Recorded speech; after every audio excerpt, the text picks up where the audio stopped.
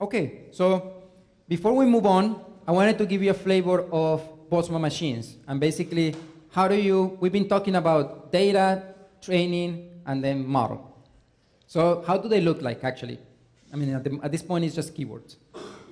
So the first thing that we're going to define is let's define actually a quantity that is very important in machine learning. And it's called, in particular in generative modeling, it's called the likelihood, or the log likelihood.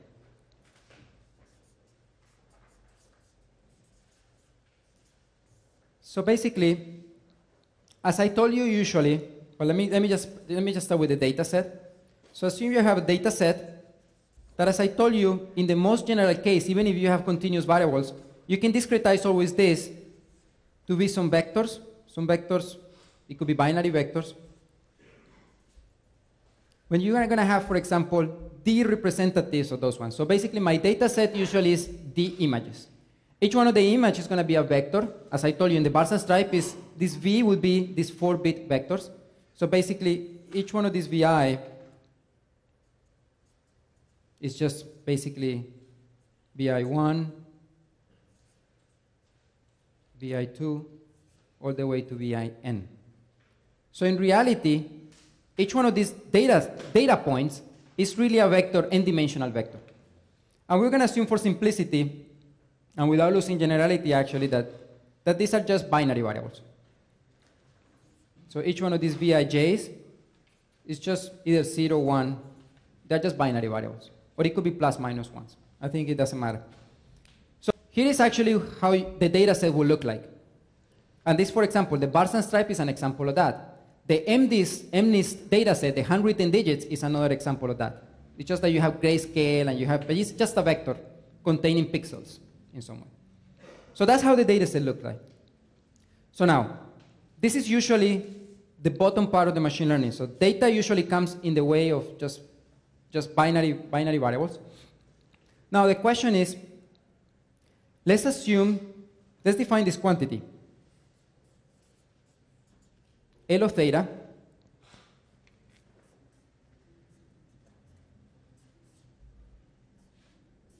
actually they make this Q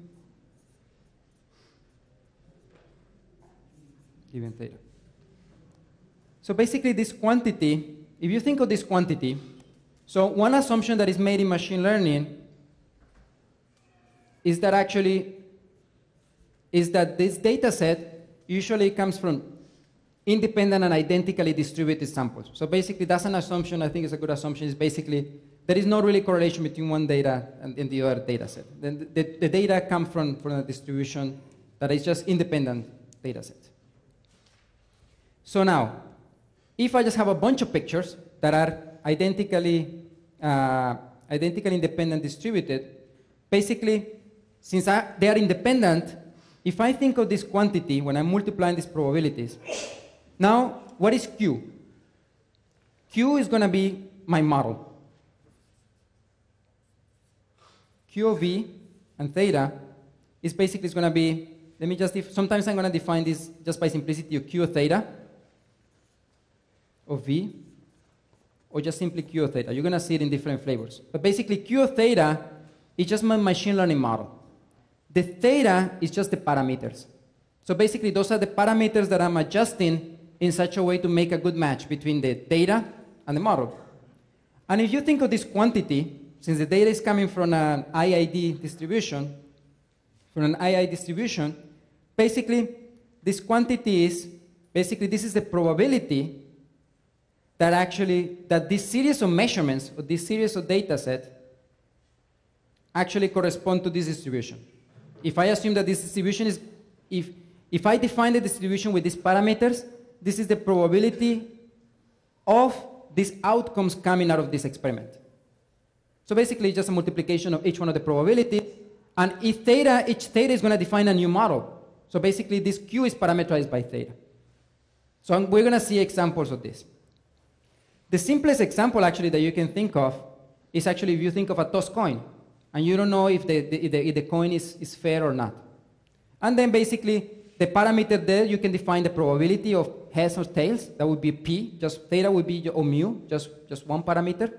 And then basically, you multiply them you would get a probability based on mu, on the value of mu. Now, how are we going to use this? So another quantity that is very useful, just for mathematical convenience, is actually,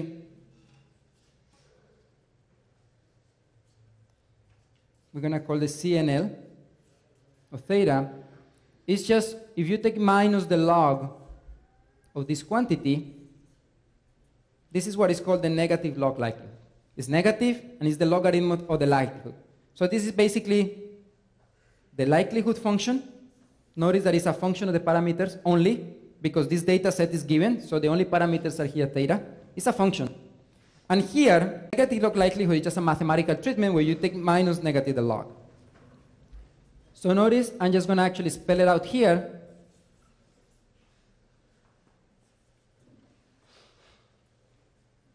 Sorry, I think I'm running out of space here. VI, and then that's basically, so it's basically, when you take the log, you just get the sum of these quantities, of each one of these data points. So the sum is over I for all the data set, and this is another important quantity. So just keep this quantity in your mind, because we're going to see it later matching to another metric, or another distance. So what can you do with this?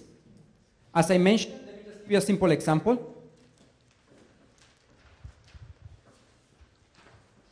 Usually, yes. Just to understand, so Q is the function you want to find in your model, like because you define the cost function, so it's the minus the logarithm of L of theta. Theta is a parameter that describes, for example, if the coin has even probability, and so VI are the data. So Q is the function you want to find, which will be. Yeah, so Q, we're going to see two examples of Q right now. So it will be clear.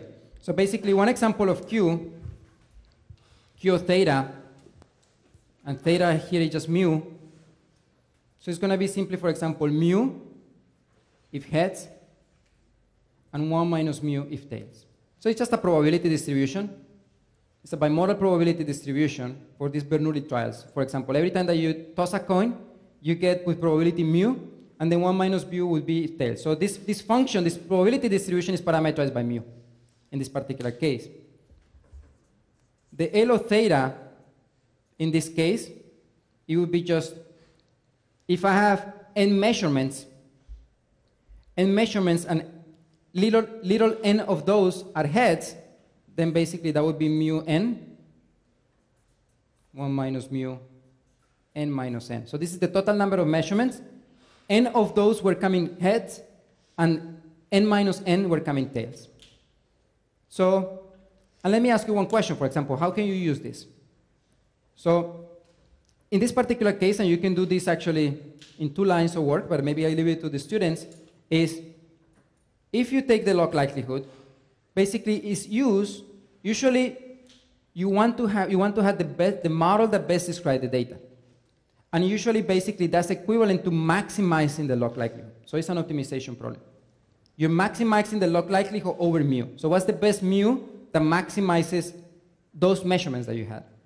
And basically, the exercise is what we calculus. So basically, what you do is first, you construct the CNL. So you take the logarithm of this. And then this is a function of mu. Let me just change this, a function of mu. And basically, you take the derivative with respect to mu, and then you set this equal to 0. And what you find out, what do you think is the answer for mu in this particular case? An intuition was the actually, what would be the answer when you solve for mu? Huh? Not necessarily, actually. It's only if it is a fair coin and actually if the measurements happen to be half. But in reality, it's very simple. You will see, you will do the math, actually it's 2 lines of math. But basically, you will see that when you solve for mu, it's just going to be n over n. So basically, the probability of actually the best mu, this is actually what is called the maximum likelihood estimate in the fancy machine learning jargon. It would be mu is and it's just the average of the number of tails or heads. So if I have half of the measurements were head and tails, mu is just 1/2. So the probability is 1/2. But it's not necessarily the case, and this is just mu. This is just actually a parameter. So this is a very simple example of log likelihood and the CNL. So basically, as I said, you just take the log and set it equal to 0, and you will see everything washes out, and beautifully you get simply n over 2. Now, let's go to a more interesting Q. It's actually something that is not as trivial. And this is where the physicist comes. And this is where we talk about Postman machines.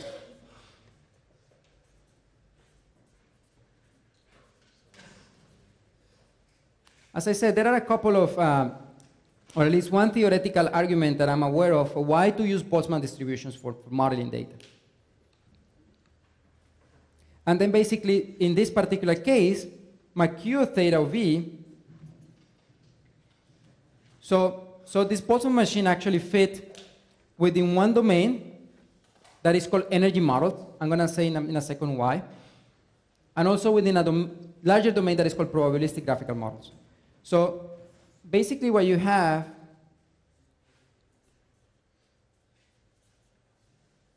is this. It's just a Boltzmann distribution. So you assume that your probability distribution is Boltzmann-like, where each one of the V, including the data set itself, actually, they will follow a Boltzmann distribution. What are the theta here? So the theta, as I mentioned, so they usually come with something that is called energy models in machine learning. And why are they called energy models? Because it's something that we know in physics very well. It's simply our Ising model. This is an example.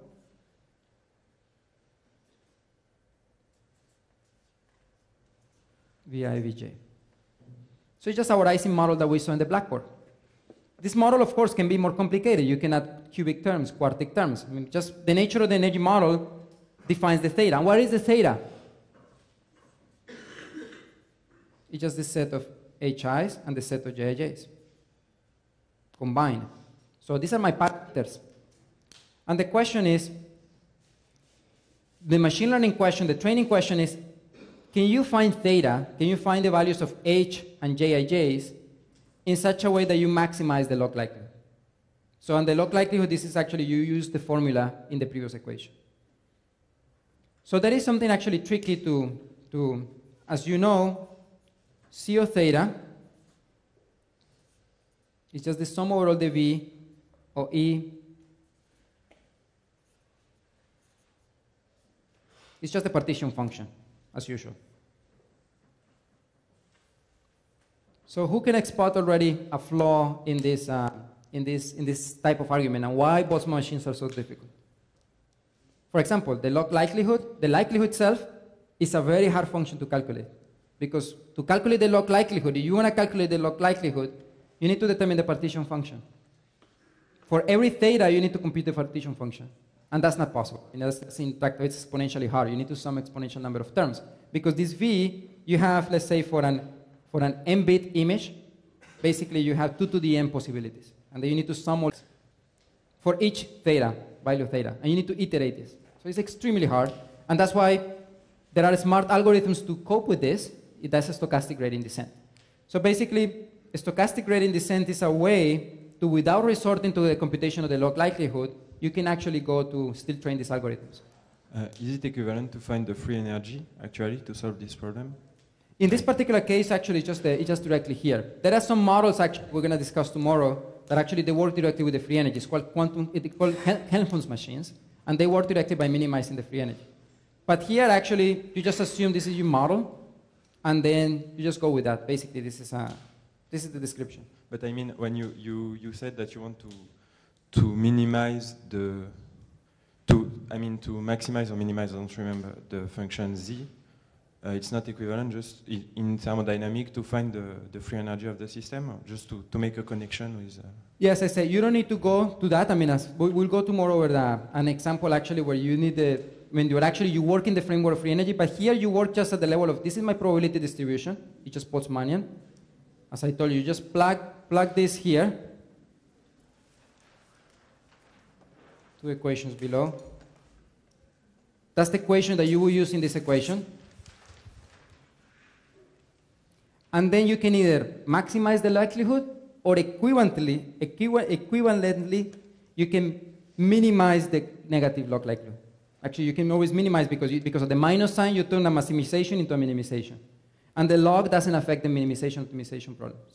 So that's basically, so you don't need to actually assume anything about the physics or the free energy or am I working with the entropy or nothing. So basically it's just, you plug this quantity here and you can because basically your parameters, your problem variables are the parameters. The question is which are the parameters that maximize the likelihood or that minimize the log likelihood, the negative log likelihood. Yeah, so that's the framework. But as I said, it's tricky first because you need to estimate the partition function. So it is intractable to compute the likelihood, but it doesn't actually stop us from actually making progress. So as I mentioned, the Postman machine, if you think of this model itself, you can think of this model in a graphical way. And actually, this is what is called, let me just actually turn the page. Please remember this equation. It's just this quadratic equation. And this is basically what is the Postman machine. The Postman machine actually is that model. That's what is the mathematical model. But then graphically, you can represent that. Let's say if you had a, you can have, I don't even need to complete actually. The Jij will describe, so this is my variable Vi, and this is, let's say, my variable Vj. So the Hi, I can think of this graphically, of this function. I can think of this graphically if I assume that I have a bias Hj, a bias Hi on this node, and then let's say this particular edge here is my Jij. So each one, whenever I find a Jij here, is basically is a link between the two nodes. And this is what is called in machine learning actually an undirected, compared to the directed acyclic graph with the Bayesian networks, this is what is called an undirected graphical network. So it's indirect. I'm not actually propagating information. It's just there is a link, then I make a node, and it's indirect. There's no direction between I and J at this point. And for example, this would be a different link. This would be a different Jij. If I have a fully connected graph, then the problem becomes more complicated. The more links you have, usually the more complicated it becomes. And then those would be the parameters. So you know exactly how to count the parameters. So this is the simplest Postman machine, and we will be discussing this in detail tomorrow as well. But there are many other Postman machines. I'll give you another one, because we're going to use it towards the end of the talk, or maybe tomorrow. It's what is called a restricted Postman machine.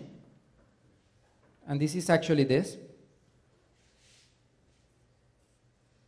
It has very specific feature that, again, is not because it's the best, it's just for mathematical convenience. So ideally, they would like to have many nodes and many edges, the more that you can. But of course, computationally it's intractable. So computer scientists came up with this model that is called the restricted Postman machine. I noticed one interesting thing. So here is my V. My V layer is here. That's my visible data. The visible data is going to be stored here. And here, I'm going to store, in this layer, I'm going to store something that is called unseen variables or hidden variables. So you're going to see it in some of my slides. And basically, notice one interesting thing. Why do I need these unseen variables? Actually, it reminds me of the whole discussion of Einstein, on the unseen parameters. So basically, you need unseen variables when you cannot explain the data just by itself. I noticed that here, when you have the visible variables, I did something on purpose, and that's why I call it restricted. I'm not putting any links between the data. That is very awkward. If the data should be correlated. But how do you gain correlations? Through the unseen variables. So it turns out that actually, from a mathematical perspective, it's much easier to sample from this model than actually from this one. And the reason is because when you have data coming in, when you clump, notice that the same thing happens to the unseen variables. They become disconnected. So when you clump here, your equation becomes just a bunch of linear terms. when you clamp the values here, these variables are disconnected, so there are no quadratic terms between the u's. And this makes actually the sampling much easier. It's just basically tossing a coin. So basically for each one of these variables, you just have a probability distribution for each one of those. And then when you get new data, then you can clamp here, and then you can sample easily here. So it's very mathematical convenient to go back and forth. And then the interpretation is, how is this even powerful? It's because, yes, you are actually capturing correlations of the data through the hidden variables. So for example, this variable is connected to that one through these links.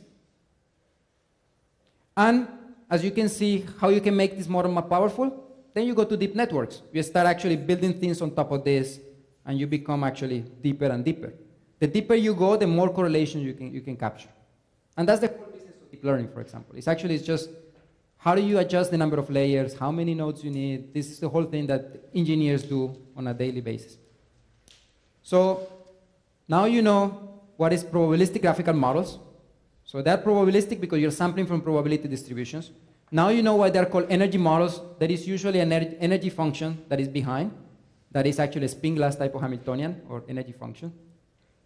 Now you know what is a Boltzmann machine. A Boltzmann machine is just this type of probabilistic graphical model that is based on Boltzmann distributions. And then basically the next question would be, how do you even train them? I think we will cover that tomorrow when we go back to actually to the nitty-gritty details. But for the moment, I just wanted to let you know that they exist, and actually that's the way they would do it classically. Is it part of the definition that every unseen variable is connected to all the seen variable?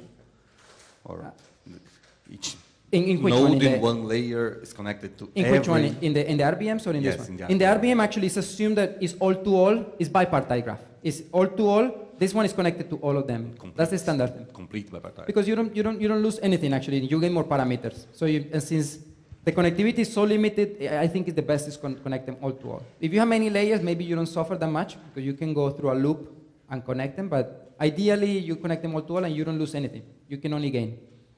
Of course, I mean, you are adding parameters, but it's free parameters in some way. Any other question? Okay, so now I think you know a little bit more about machine learning. There is one last thing that actually I need to mention because we'll be talking about this function, but it should be easy now that you'll understand. I think actually we're running out of time pretty much. Close to running out of time. 10 minutes, okay, perfect. Yeah, I think we'll go, as I said, we'll go slowly. We don't have time to cover, I'll chop maybe some of the combinatorial optimization or some of the annealing at the end. So it's better that you understand this. So the other actually way, so notice that likelihood itself is just a way to train models. It's just a surrogate that if you maximize it, the model is better. So you have at least something to latch to. Another actually score function, if you want me to call it this way, is actually let me write it down, is the Kullback-Leibler divergence.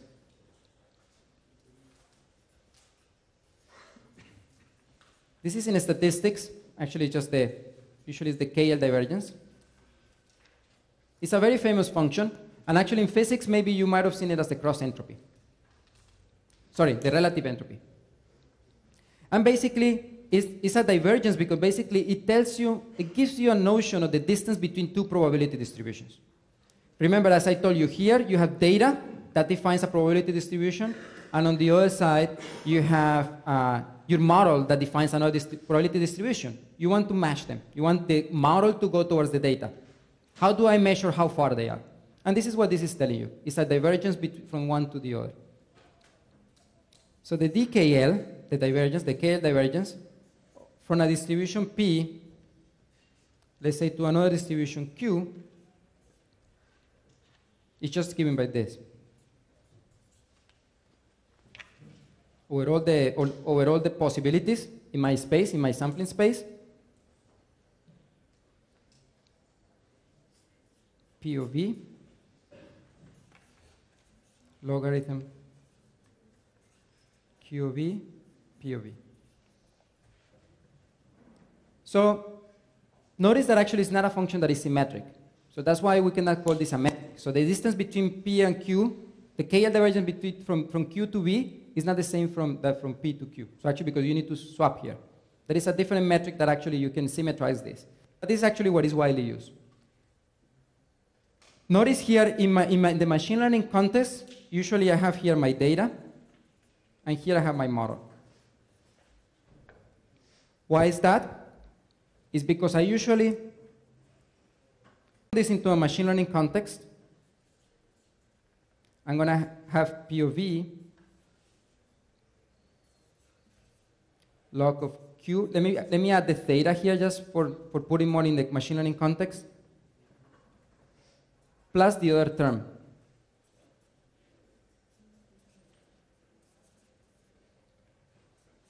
POV. Notice that this term here, the second term that comes from this part of the log, is just the entropy of the data, the negative the entropy of the data. So this term actually does not depend on the parameters. So if I'm thinking of reducing the distance and solving this optimization problem of optimizing over theta, let me put a theta here for a moment.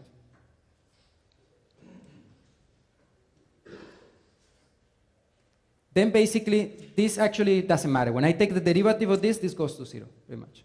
I'm not optimizing this term. And actually, I end up only with this term. And notice something beautiful. The probability, how do we calculate averages usually in a practical way? If you have the full probability distribution, then you multiply. So you have the average over x over a probability p of x. That's usually just x, p of x, a of x.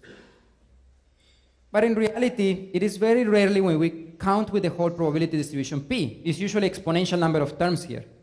Usually what you do is you resort to some sampling, but you need to sample from this probability distribution. And when you sample, you just compute the average. This is the way you would compute the average. So you just average over the values of this function, evaluate it on the data, and the data is usually endpoints. The important point to have this average over this one, that data needs to be coming from the probability. But this is something actually that is given in machine learning, because actually when I sample, when I have the data, it's coming precisely from the probability of the data.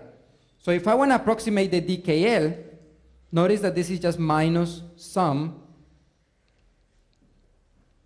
over each one of the I equals 1 to n of the log of Q of theta of this one. So this is approximating the DKL from P to Q. Can everybody see this? At least is following? Let me just raise it a little bit for those of you in the back. So basically, the important point is this function. And notice one thing. Notice one thing. If you have good memory, what is this? No, this is just actually the negative log likelihood. If you remember correctly, this is just the log, this is the Q theta, this is the negative log likelihood. The entropy actually was here, and this is kind of like the relative entropy terms. But then here, when you end up here, when you're optimizing, plus the other term, I'm missing the other term. I cannot drop it yet because I'm not optimizing. By the time I'm optimizing, I can drop it. Sum over 1 to n, just log of the P of vi. So basically I have this term. But if you think of optimizing or minimizing the log likelihood, the KL divergence, it's equivalent to minimizing the log likelihood. So that's why sometimes you see in machine learning papers, it is within this context of finite measurements, where actually that the log likelihood is the same as the KL divergence, and the KL divergence is kind of like the goal for comparing two distributions. So that's why the log likelihood is motivated. And either you can minimize the negative log likelihood, or you can work directly with the KL divergence. And you're going to see it in my figures. I use for the most part the KL divergence directly. There is two things that actually, two interesting properties of the KL that I think is worth mentioning, is that the KL is always, so the first property to keep in mind is that it's always greater than or equal to 0. This is great, because actually it doesn't matter what I pick as my model, I always get something that is bounded. by this one. And the other interesting property of KL is only 0 if and only P is equal to Q. So the only way actually I can get exactly 0 is if P equals Q. So, of course, you are minimizing, and the goal of any machine learning program would be to try to get the KL divergence as close to 0 as you can. And that's why it's a minimization problem. And that's why when you're minimizing negative log likelihood, or you minimize the KL divergence, basically, that's the game. So we covered, I think, at least, we covered most of I think this is the most theoretical ground that I wanted to give you. So tomorrow, actually, we will go over the experiments. Now I don't need to talk about machine learning. Now you will know exactly, and we will go over this in 15 minutes, or now that you have everything in your notebook. So I think I think it's a good point to wrap up. And as I mentioned, tomorrow we'll start right away on born machines, and just actually how do you do with the quantum circuits, and how do you compare them, the two models. Okay, thank you very much.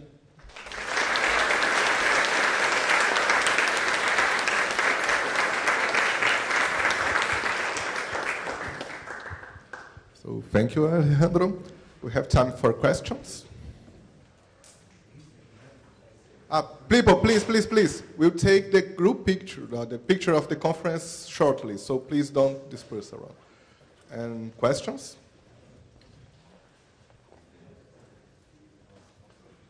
Rafael? So instead of using the DKL, you could use like a norm 1, norm 2, or infinite norm. Is there any application of like these norms as a way of minimizing the distance between P and Q, or typically it's only this divergence? No, actually, there are many. As I say, actually, this is the most intractable way, but it's the gold standard. So if you can actually get 0, then you're done, pretty much. They're minimized. But there are actually more heuristic approach, for example, matching the moments of the distributions. So that's another way. There are several cost functions or scores that you're trying to minimize, just making sure that the first moment, the second moment match. There is another one that is called the Earth moving distance, the Wasserstein's distance. It's friendly called the Earth moving distance. And basically, it's when you have to histocancel two probability distributions, it's what's the effort of turning one into the other. So there are many proposals. And actually, in some of the paper, we tested several of those. There is the Jensen divergence, that is just the symmetrization of the KL divergence. So there are many proposals. As long as you are minimizing something that is reducing the closeness from the two distributions, you're fine. So I think anything that is your intuition, I think it should work. Okay, thanks. Well, so if there are no more questions, let's thank Alejandro again.